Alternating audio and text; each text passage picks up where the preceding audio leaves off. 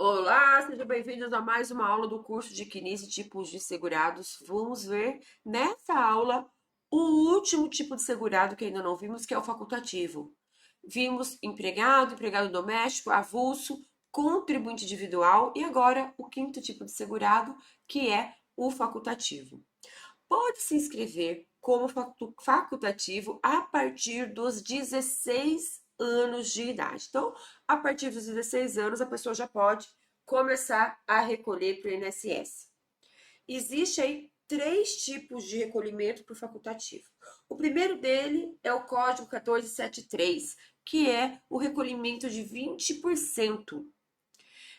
Quando se recolhe 20%, não precisa necessariamente ser sobre o salário mínimo. Então, pode ficar entre o mínimo e o teto do INSS.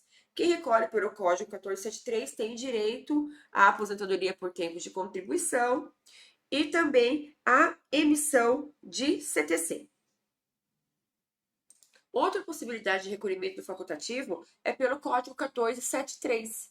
E aí seria o facultativo simplificado. Quem recolhe pelo Código 1473 é 11% sobre o salário mínimo, sempre sobre o salário mínimo. Da mesma forma com o que foi falado aqui com o contribuinte individual, a mesma coisa. É o Código 1473 e não tem direito à aposentadoria por tempo de contribuição. Nesse caso aqui, a aposentadoria seria somente por idade e não tem direito a receber além de um salário mínimo. Então, a aposentadoria vai ser só por idade e com salário mínimo. Em ambos casos aqui, o recolhimento deve ser feito até o 15º dia útil do mês subsequente, ou seja, até o dia 15 do mês subsequente ao da competência. E, por último, o recolhimento do facultativo baixa renda, que é o Código 1929, que é 5%. Existem alguns requisitos para ser validado esse recolhimento.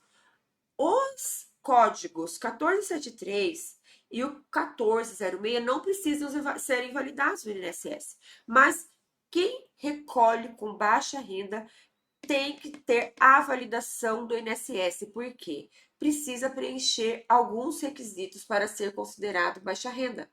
A família tem que estar inscrita lá no Cadastro Único, no CRAS, e ter renda de até 2 salários mínimos para inscrição lá para receber o Bolsa Família. Só que acontece o seguinte: se você declara alguma renda lá no CRAS, você não consegue a validação do baixa renda.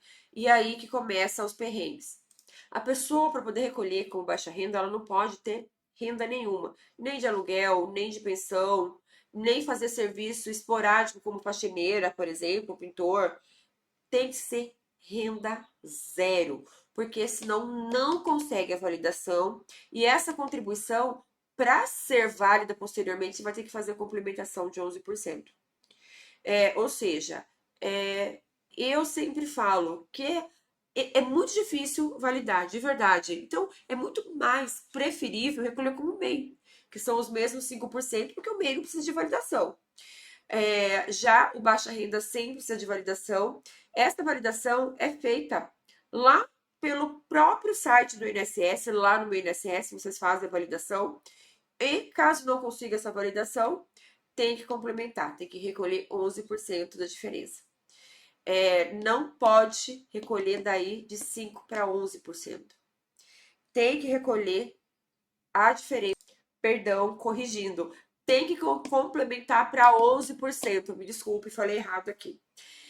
Se você recolheu 5%, não conseguiu a validação, você tem que recolher os 6% da diferença para cair no plano simplificado do contribuinte individual.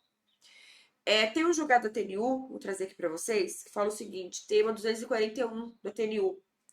O exercício de atividade remunerada, ainda que informal e de baixa expressão econômica, ou seja, qualquer valor, obsta o enquadramento como segurado facultativo de baixa renda, impedindo a validação das contribuições recolhidas sob a alíquota de 5%.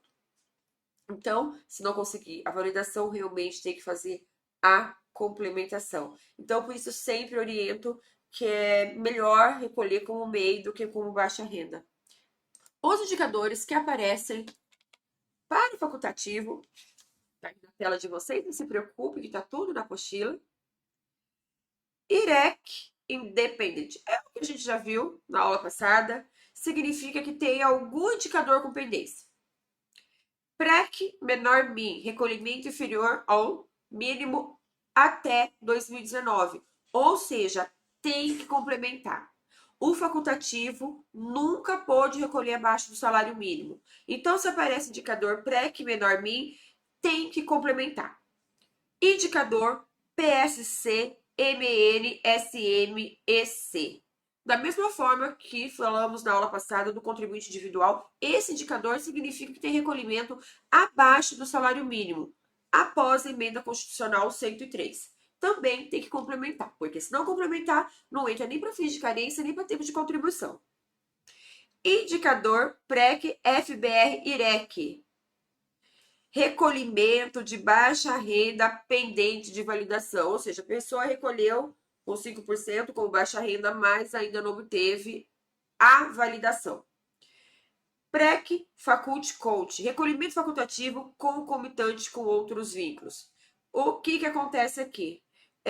Conversei com vocês sobre isso no início desse curso. Esse indicador aparece quando a pendência no CNIS de vínculo em aberto. Ou seja, quem pode recolher como facultativo? A pessoa tem que estar desempregada para recolher como facultativo, né? Ou estudante. Mas se a pessoa tem um vínculo em aberto, lá no INSS, um vínculo sem data fim, é como se ela estivesse trabalhando. Então, tem que fechar esse vínculo, senão a pessoa, posteriormente, se ela recolher como facultativo, vai aparecer indicador de PREC Faculty Coach, que significa concomitante com outros vínculos. Esse perrengue aqui no CNIS é fácil de solucionar. Basta fechar o vínculo que está em aberto, que esse indicador aqui ele sobe. IREC LC123, quando recolhe no plano simplificado. Pagamentos em atraso. Assim como a gente viu com o contribuinte individual, ele passa a ser segurado no INSS a partir do primeiro pagamento em dia e aí começa a contar a carência.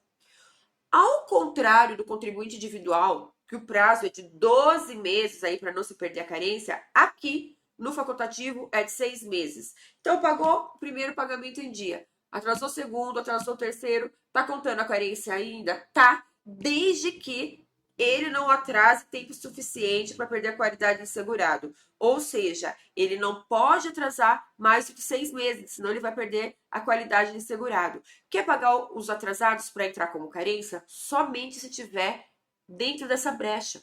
Ou seja, ele pode pagar e entrar como carência somente se ele não perdeu a qualidade de segurado.